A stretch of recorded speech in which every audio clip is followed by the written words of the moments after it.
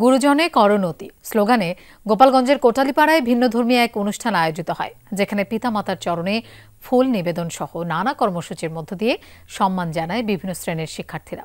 নীতি নৈতিকতার পাশাপাশি ছাত্রছাত্রীদের মানবিক করে তুলতে এমন আয়োজনে খুশি অভিভাবকরাও।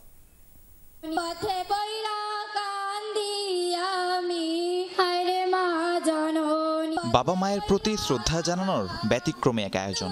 বিদ্যালয় প্রাঙ্গণে দল বেঁধে গুরুজনদের পা ধুয়ে আশীর্বাদ নিচ্ছে কোমলমতি শিক্ষার্থীরা।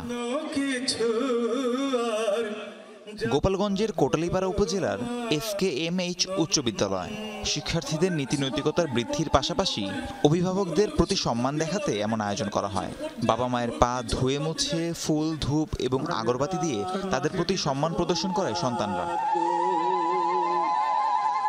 তাদের আশীর্বাদ যদি আমাদের মাথায় সব সময় থাকে, তাহলে আমাদের বড় হওয়ার প্রতি একটা অনুপ্রেরণা যোগাবে। গুরুজনদের সহায়তা, আমাদের ভালো আচার ব্যবহার, এগুলো আমাদের প্রয়োজন হবে। গুরুজনের করোনাতি অনুষ্ঠানে মা বাবার প্রতি যে ভালোবাসাটা সেটি ব্যক্ত করতে পেরেছি, এর জন্য আমরা সকলে খুশি।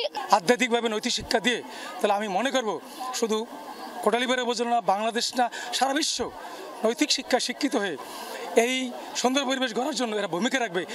সন্তানদের এমন অকৃত্রিম ভালোবাসা ও শ্রদ্ধায় আপ্লুত হয়ে পড়েন বাবা মায়েরা। শিক্ষার্থীদের মানবিক হিসেবে গড়তে প্রতিটি স্কুলে এমন আয়োজনের কথা জানালেন উপজেলা শিক্ষা কর্মকর্তা।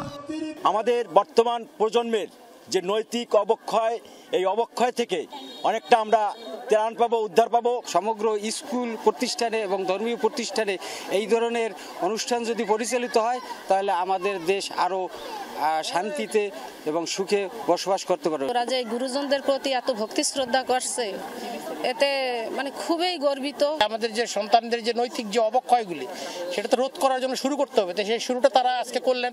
আশা করি আমাদের উপজেলার সব প্রতিষ্ঠানে এইভাবে করে তারা গুরুজনদের ভক্তি করবেন। গুরুজনে করোনতি স্লোগানে এই আয়োজনে ৩ শতাধিক শিক্ষার্থী অংশ নেয়। রাহিম সারোয়ার, যমুনা নিউজ।